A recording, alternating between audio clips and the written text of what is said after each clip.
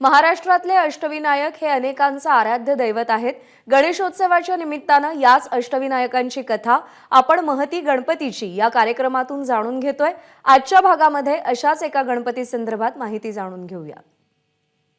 अष्टविनायका तुझा महिमा कसा,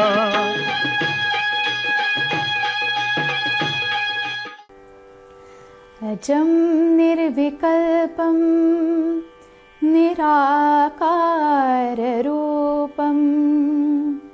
निरानन्दमानन्दमद्वैतपूर्णं परं निर्गुणं निर्विशेषं निरीहं परब्रह्मरूपं गणेशं भजेहं। नमस्कार मंडळी, आज अष्टविनायक यात्रेत आपण 6व्या गणपतीपर्यंत आलो। आजचा श्लोक तसाही विशेष, जो निराकार रूप दाखवणार आहे तो म्हणजे लेण्याद्री येथे असणारा गिरिजात्मज। नावावरूनच याच्याही लक्षात येतं की गिरिजेचा आत्मज म्हणजे मुलगा असणारा।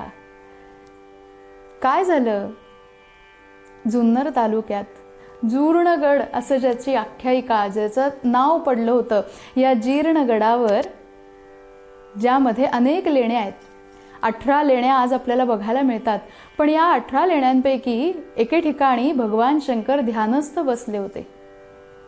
लक्षात घ्या, कोणाचीही प्राप्ती करायची असेल तर ध्यान त्याच्यासाठी आवश्यक आहे। ध्यानाच्या काही विशेष पायऱ्या सांगितलेल्या आहेत। भगवान शंकर ध्यानस्थ आहेत आणि पार्वती मातेला असा प्रश्न पडला, सब देवों का देव असणारे भगवान शंकर त्यांनी कोणाचं ध्यान करावं, कोणाचं ध्यान करत असतील, म्हणून उत्सुकतेपोटी तिने विचारलं की अहो कोणाचं ध्यान करताय। तेव्हा भगवान शंकर सांगतात, ओंकार प्रधान रूप गणेशाचे, हे तिन्ही देवांचे जन्मस्थान।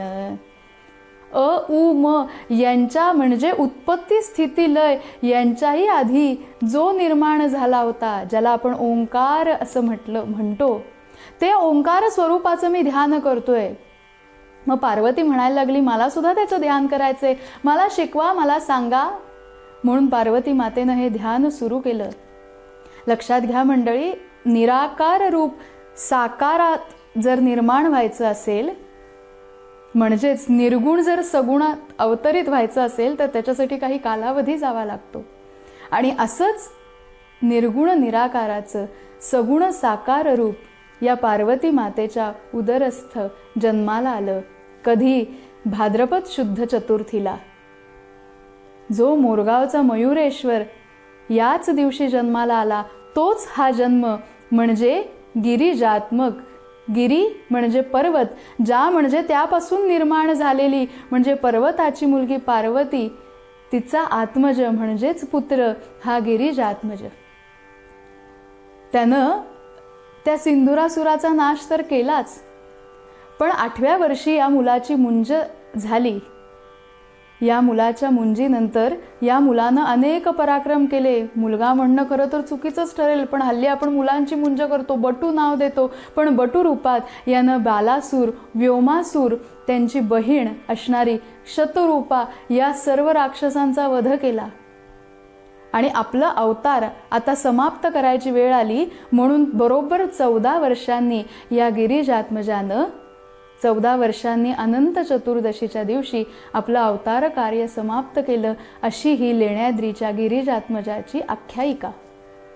आज आम्हाला कौतुक वाटतं की एवढ्या 200-250 पायऱ्या चढून त्या गिरिजात्मजाचं दर्शन घ्यायचं, सर्व लेण्यांमधलं कोरीव काम बघायचं, भक्तांना स्वहस्ते या 18व्या पैकी 8व्या लेणीत जिथे या गजाननाची स्थापना झाली आहे, स्वहस्ते भक्तांना पूजा करता येते। असं वैशिष्ट्य असलेल्या पार्वतीच्या नंदना मोरया गजानना बा गजवदना असं प्रत्येकजण तिथे येऊन आनंदानं भजन करतो। कारण पार्वतीच्या नंदनाची पूजा आपल्या हस्ते व्हावी अशी प्रत्येकाची मनोकामना तिथं जाऊन पूर्ण होते. शिवाय अष्टविनायकातलं एक क्षेत्र म्हणून त्या स्थानाचं महात्म्य, याचा आनंद आणि मिळणारं फळ हे वेगळंच आहे. आज मुद्गल पुराणातलं आपण जो पुढचा गणपती ज्याचा विचार करणार आहोत तो म्हणजे महोत्कट, जो महान उत्कटतेनं प्राप्त झालेला आहे. ज्या पार्वतीच्या उत्कट इच्छेने जो पुत्र प्रसवला, जो गिरिजात्मज, याचंही वाहन मूषक आणि यानं कुठल्या लोभासुराचा यानं वध केला. 2 दिवसापूर्वी म्हटलं तसं प्रत्येक आपल्या शरीरात असणाऱ्या या कामना वृत्तीचा नाश करणारा गणेश, जो लौकिक अर्थानं सुद्धा नाश करतो आणि अलौकिक अर्थानं दृश्य परंतु अदृश्य असणाऱ्या आपल्या शरीरातल्या षड्विकारांचा नाश करतो, असा हा महोत्कट. आजची ही यात्रा तुम्हाला कशी वाटली? उद्याच्या यात्रेत जाण्यासाठी पुन्हा एकदा सज्ज होऊया. तोपर्यंत मंगलमूर्ती मोरया. एबीपी माझा, उघडा डोळे बघा नीट.